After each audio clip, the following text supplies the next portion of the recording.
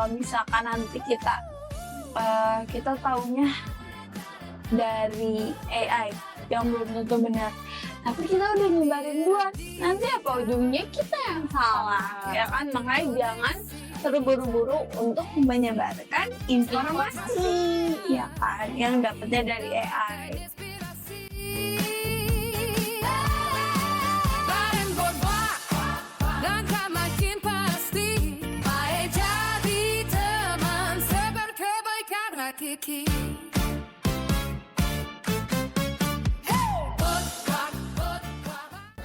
Assalamualaikum warahmatullahi wabarakatuh. Halo teman-teman, balik lagi sama aku di Botwalk Podcast.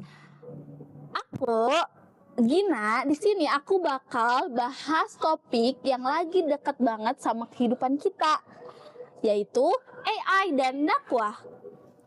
Sekarang semuanya serba digital gak sih?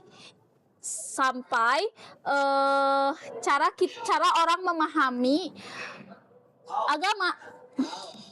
Nah, apakah AI bisa menjadi partner dalam menyebarkan kebaikan?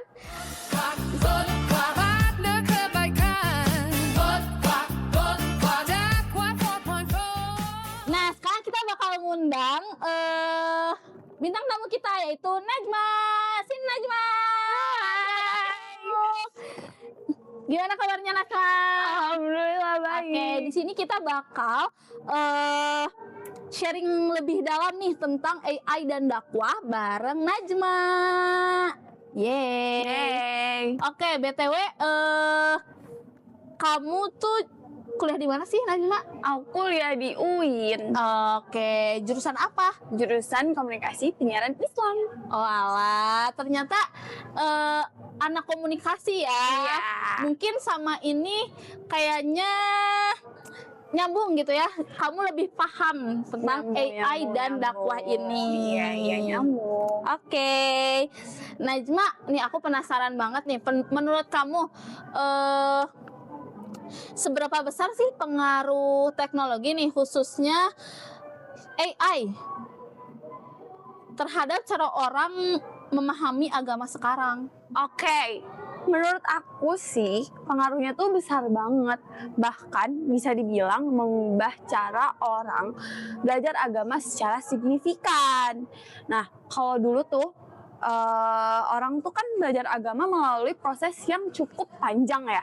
Kayak mereka harus datang ke majelis ilmu, terus belajar datang ke guru, terus membaca kitab. Dan itu semua tuh butuh waktu yang lama dan perlu kesabaran juga ya. Benar juga, benar karena dulu tuh aku bahkan bisa sampai nyaparin keluar kota buat ke majelis-majelis, Ya, itu kan kajian, butuh kayak waktu gitu yang kan. lama kan. Jadi kayak ya. Nah, sekarang dengan adanya teknologi dan AI, proses itu jauh lebih cepat. Orang tuh bisa langsung ngetik pertanyaan dan mendapatkan jawaban dalam hitungan detik aja. Detik.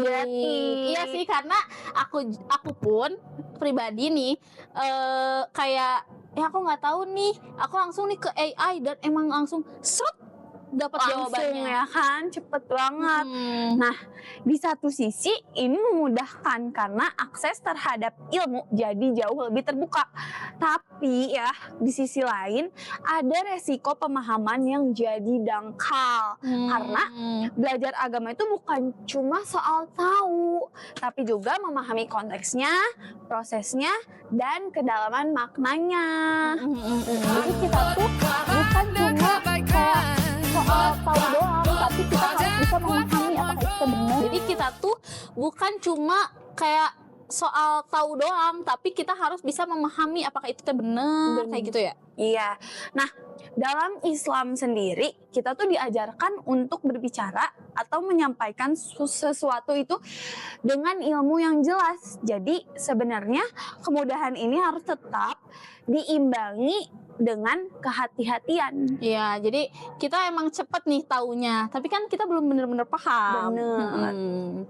Nah, kalau dari sisi dakwahnya nih, apa sih perubahan yang paling kerasa sekarang gitu?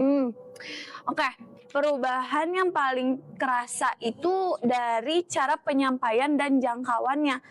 Sekarang itu dakwah nggak lagi terbatas di ruang fisik seperti masjid atau majelis.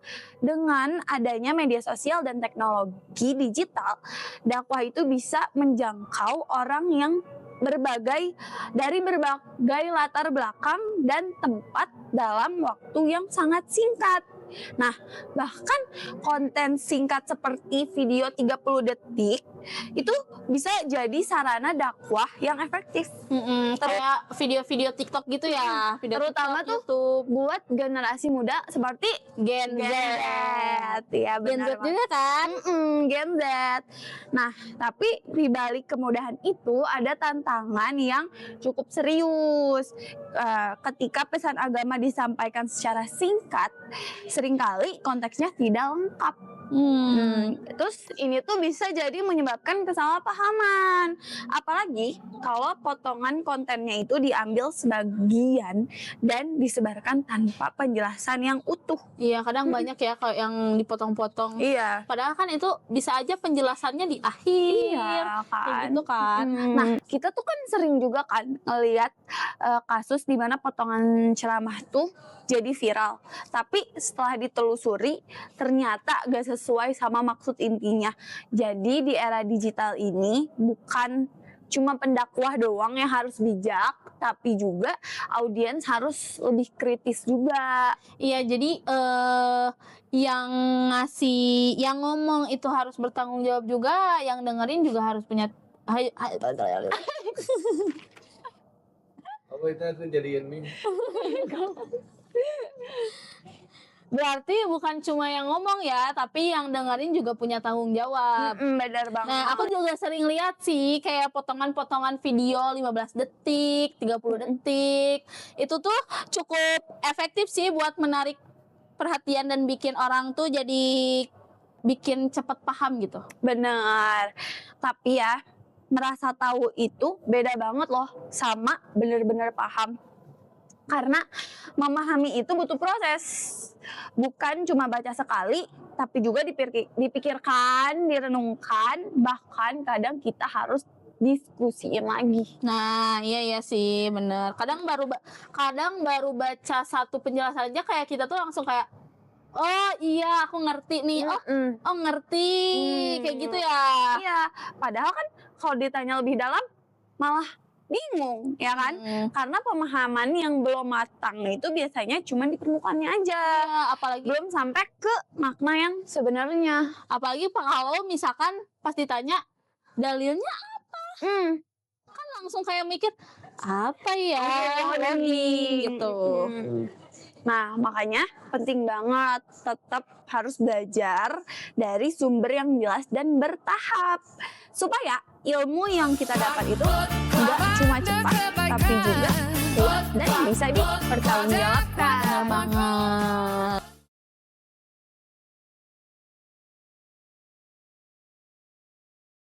Oke, nah sekarang masuk ke AI nih. Menurut kamu sejauh apa sih AI itu bisa menjadi partner dalam dakwah? Oke, menurut aku AI itu sebenarnya punya potensi besar loh buat jadi partner dalam dakwah, terutama dari sisi teknis. Misalnya, AI bisa ngebantu dalam pembuatan konten, mulai dari mencari ide, menyusun materi, hingga membantu proses editing. Ini pasti sangat membantu kan, terutama bagi orang-orang yang ingin berdakwah tapi memiliki keterbatasan dalam skill teknis. Nah, selain itu, AI juga memungkinkan dakwah menjangkau audiens yang lebih luas. Misalnya, melalui fitur terjemahan atau algoritma yang merekomendasikan konten ke pengguna tertentu. Nah, tapi yang perlu dipahami adalah AI itu nggak memiliki pemahaman nilai atau niat. AI itu cuma bekerja berdasarkan data dan perintah yang diberikan. Nanti gak sih? Jadi kalau kamu ngetiknya, tolong berikan ini, pasti langsung dikasih itu kan. Padahal belum tentu. Ya gitu. Kadang jadi, jangan kayak gitu, harus kayak gini. AI, Jadi AI itu nurut gitu ya, apa yang kita perintah, benar. Padahal kan kayak kita jadinya harus kayak bukan kayak gitu. Iya. Kayak gini kayak Tolong jangan per poin kayak gitu. Tolong buat dengan paragraf, kalimat, paragraf kayak gitu. Dan emang bener langsung jadi kalimat paragraf. Iya. Gitu kan. AI itu gimana gimana kita memerintahkan gitu ya. Iya, benar banget. Jadi ketika kita menggunakan AI untuk dakwah, kita tetap memastikan bahwa isi yang disampaikan itu benar dan sesuai sama ajaran yang valid. Kalau enggak, justru bisa menimbulkan kesalahan yang lebih luas karena penyebaran terlalu cepat. Jadi banyak hoax gitu ya. Benar banget. Karena nggak ditelusuri lebih jauh, lebih dalam. Oke. Kalau dari sisi resiko nih, apa sih yang paling banyak, yang paling sering terjadi? Oke, dari sisi resiko nih, apa sih yang paling sering terjadi sekarang? Oke, salah satu yang paling sering terjadi adalah penyebaran informasi yang belum tentu benar, terutama yang berkaitan dengan agama. Nggak boleh kan, yang bukan berkaitan tentang agama aja nggak boleh, apalagi yang berkaitan tentang agama. Karena kan harus ada Nggak boleh main-main. perkuatnya gitu, apa kayak dalil kayak gitu kan ya. Benar. Nah, dengan adanya AI dan media digital tuh, orang bisa dengan mudah membuat atau menyebarkan konten yang terlihat meyakinkan. Misalnya, ada jawaban atau kutipan yang terlihat rapih dan logis, tapi setelah dicek ternyata kurang tepat atau bahkan malah salah. Ya kan? Masalahnya nggak semua orang tuh melakukan verifikasi sebelum mempercayai atau menyebar informasi tersebut. Bener banget, ya kan? Karena aku nih ya, nenek aku aja kayak baca-baca tentang agama tuh kayak langsung ini ya apa sih gitu kan, kayak maksudnya kayak gampang percaya karena nenek-nenek pun belum bisa buat memperdalam si sumber itu gitu loh. Bener. Nah, selain itu juga kecenderungan di mana konten dakwah dibuat untuk mengejar popularitas dan viralitas aja. Karena sekarang tuh zamannya semuanya tuh kayak harus viral kan, tapi belum tentu itu benar dan salahnya gitu. Iya, benar banget. Padahal ya dalam dakwah itu seharusnya diutamakan itu adalah kebenaran dan manfaat, bukan cuma sekedar perhatian. Ini tuh jadi tantangan besar sih di era sekarang. Kayak gimana kita tetap menjaga nilai dan kejujuran di tengah arus informasi yang sangat cepat ini. Iya sih, kadang yang viral itu kan belum tentu paling benar juga kan. Benar banget. Nah, ngomong-ngomong nih soal AI, aku jadi penasaran deh Najma, kamu pakai gak sih AI ini pakai AI dalam hal agama gitu? Jujur aja pernah sih. Kadang aku pakai buat cari penjelasan awal tentang suatu topik, misalnya arti ayat atau penjelasan istilah tertentu. Ya, aku juga kadang ya kalau misalkan kayak mau cari materi-materi buat ceramah gitu ya, aku tuh kadang cari dulu kerangkanya harus kayak gimana gitu. Jadi kadang AI itu sebagai alatnya aja gitu, tapi bukan jadi sumber utama kayak gitu ya. Iya, benar banget. Kayak aku juga nggak berhenti di situ aja, tapi aku juga tetap lanjut cari sumber lain kayak buku, ceramah ustadz yang terpercaya. Berarti AI itu kayak pintu masuk ya, bukan tujuan akhir. Nah, itu dia. Kalau kita anggap AI itu sebagai pintu masuk, itu bisa sangat membantu sih. Tapi kalau dijadikan satu-satunya sumber, itu yang bahaya. Iya sih, kadang jadi kelihatannya tuh kurang meyakinkan. Benar banget.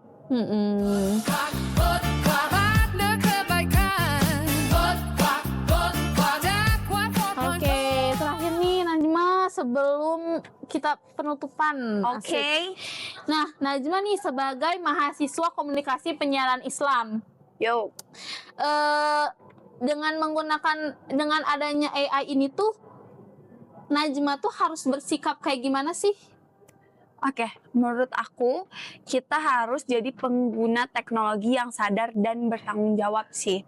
Artinya kita tuh jangan langsung percaya sama semua informasi yang kita terima, terutama yang berkaitan dengan agama ya, terutama.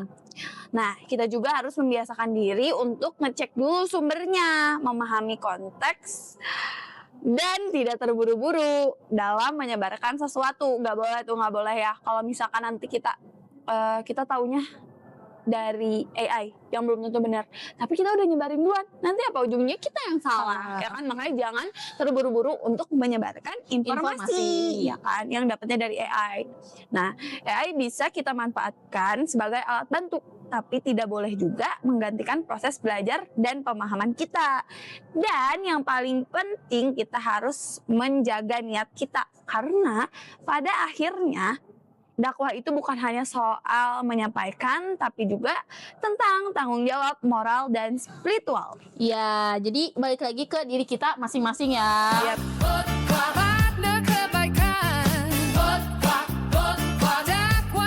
Oke, dari percakapan kita tadi, kita dapat simpulkan ya guys, bahwa AI itu sebenarnya bisa jadi partner menyebarkan agama gitu. Dalam dakwah, tapi kita juga harus bisa gunakan AI itu dengan bijak gitu guys. Harus tetap diiringi sama ilmu serta tanggung jawab. Oke, makasih banget buat Najma yang udah sharing-sharing hari ini. Dan terima kasih juga buat teman-teman yang udah dengerin dan nonton kita. Semoga ilmu yang kita berikan bermanfaat. Sekian dari kita dari Botwak Podcast. Terima kasih. Wassalamualaikum warahmatullahi wabarakatuh.